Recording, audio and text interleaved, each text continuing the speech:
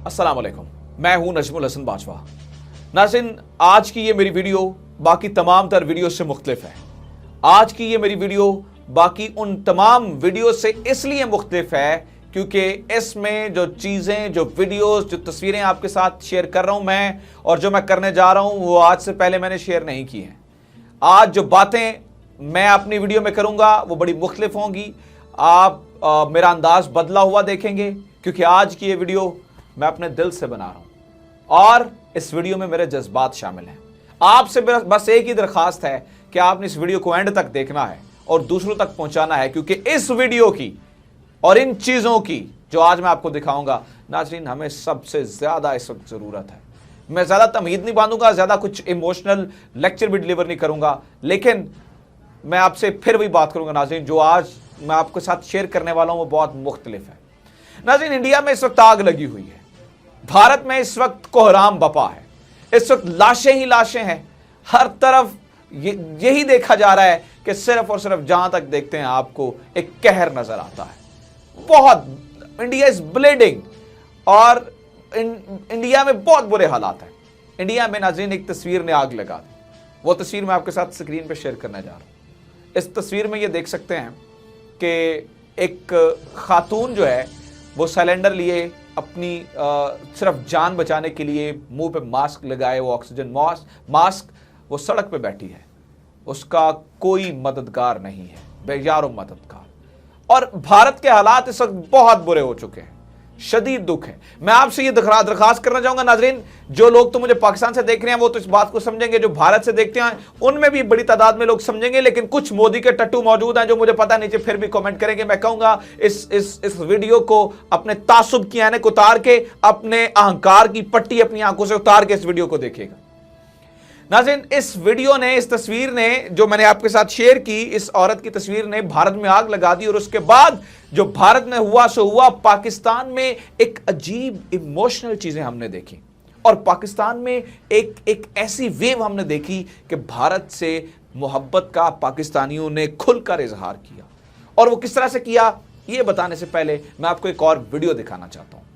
नाज़रीन, ये वीडियो भारत की एक छोटे से शहर की गली की है, जहां पर एक पुलिस वाला खड़ा मुसलमानों से यह दरखास्त कर रहा है कि आप अपने अल्लाह ताला से दरखास्त करें, दुआ करें कि हमें कोरोना की वबा से निजात दे। पहले आप इस वीडियो को देखें, फिर कुछ बातें हैं करने के लिए, वो बातें मैंने आपको बतानी है। पहले आप इस वीडियो को देखें और देखें कि कैसे जो है वो अब अल्लाह ताला से मदद मांगी जा रही है हिंदुस्तान में, चाहे गुजा के वो आप हिंदू हैं या मुसलमान हैं, खुदा की तरफ रुजू किया जा रहा है। इस वीडियो को देखें, फिर आपको कुछ बड़ी जबरदस्त चीजें बतानी है। मैंने अंसारी चौकातील अंसारी चौक और कल्याण परिसर के सभी नागरिकों, बाजारपेट पुलिस स्टेशन की तरफ से सबसे पहले तो आपके जो रोजे चल रहे हैं उसके लिए शुभेच्छा।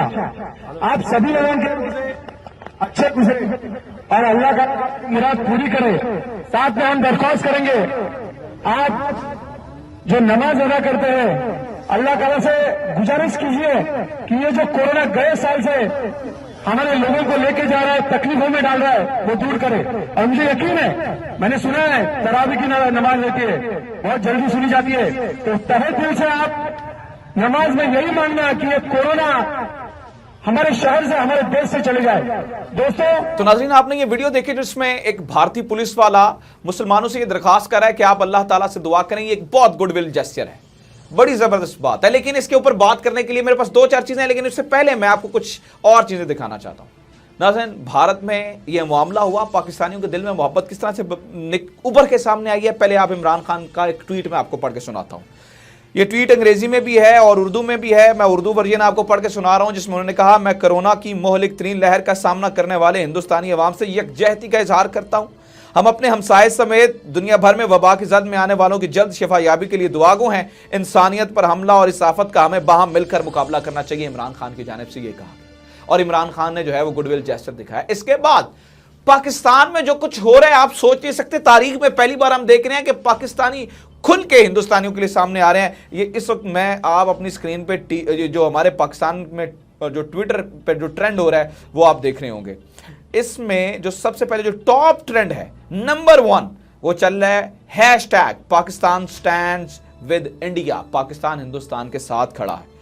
अब इस अगर आप ट्रेंड में देखें तो Indians pray for India, stay safe, we मतलब नेबर्स, पाकिस्तानी अवाम कल से इतना दिल खोल के हिंदुस्तानियों के लिए दुआ करी है कि अल्लाह ताला यहां पर रहम फरमाए, यहां पे जो है वो मुसीबतों को खत्म करे। लेकिन अब मैं आपसे 2-3 चीजें मजीद बात करना चाहता हूं जो जिस वजह से मैंने ये सारी चीजें आपको दिखाई हैं।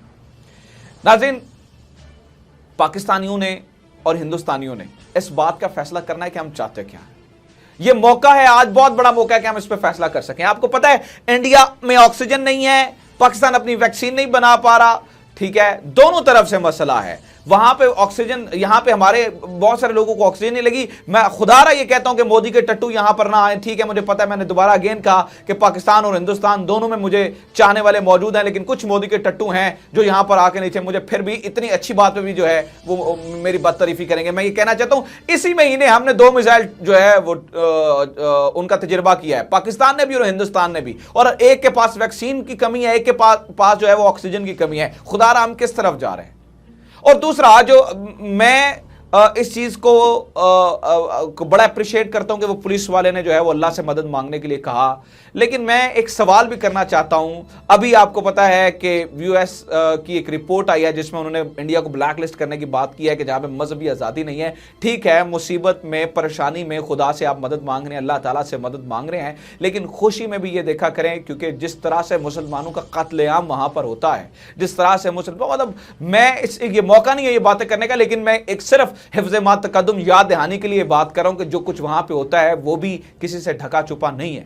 आज ये मौका है जब अल्लाह ताला से मदद की दुआ मांग रहे हैं, जब आप मुसलमानों को ये कह रहे हैं कि आप दुआ करें, तो ये समझे कि मुसलमान भी जो है वो हिंदुस्तान के उतने ही शहरी हैं। मुसलमानों के साथ जो जुल्म और सितम वहां पे बबा किया जाता है, उससे हिंदुस्तान को, खास तौर पर जो आरएसएस के गुंडे हैं, उन्हें माफी मांगनी चाहिए। और अब ये देख रहे हैं कि मुसलमानों की दुआओं की जरूरत पड़ गई है, तो ये अच्छी बात है। मैं कहता हूं ये बड़ी जबरदस्त बात है, लेकिन मुसलमानों को जो है वो आप बराबर का शहरी भी समझे।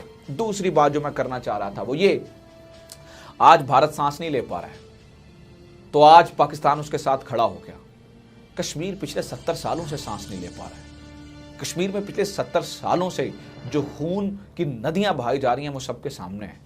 आए आज दोनों पाकिस्तानी और हिंदुस्तानी अवाम दोनों मिलकर, मैं ये कहता हूं, आए अमन की बात करें। आज जब हम सांस नहीं ले पा रहे, हमारे यहां ऑक्सीजन है, तो आज पाकिस्तानी हिंदुस्तानियों के लिए दुआएं कर रहे हैं, हिंदुस्तानी पाकिस्तानियों के साथ खड़े हैं। तो जो 70 साल से सांस नहीं ले पा रहा कश्मीर, आए आज उसके ऊपर भी आज ये तैयार करें कि हमें जो है वो लड़ना नहीं है, और जो कश्मीर के जो लोगों के लिए, उनके लिए काम करने की कोशिश करें, कश्मीर की आजादी के लिए बात करने की कोशिश करें।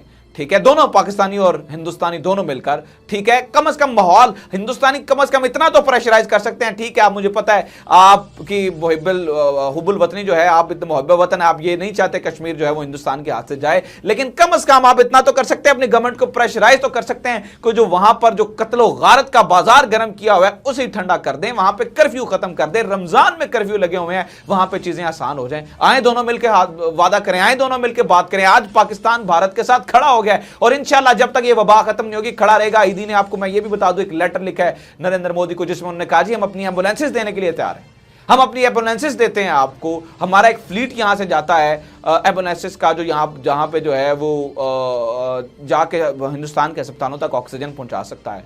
ठीक है, हम दुआ को हैं, हम कोशिश भी कर रहे हैं, हम जो है वो हिंदुस्तान के साथ खड़े भी हैं, लेकिन इस वक्त देखना होगा कश्मीर जो 70 साल से नहीं ले रहा सांस, उसका क्या करना है। और जब गाय के कत्ल के ऊपर या गाय के काटने के ऊपर, कत्ल में देखें इस हद तक बात आ कि गाय के मारने के ऊपर सिर्फ एक मुसलमान को मार दिया जाता है, फिर भी ये देखना होगा कि खुदा ऊपर है जो देख रहा है।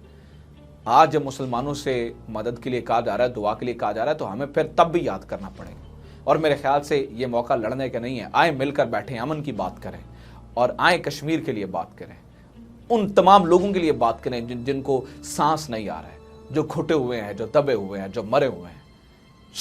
ये मेरे इमोशंस थे।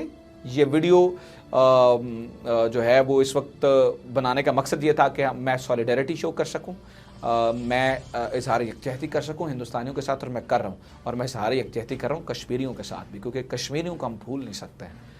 अपना ढेर सारा ख्याल रखें। उम्मीद करता हूँ वीडियो पसंद आई होगी। Do let me know, comment section में जाएं, कमेंट जरूर करें, इस वीडियो को ज़्यादा शेयर करें और हमारे चैनल को जरूर सब्सक्राइब करें। Thank you very much.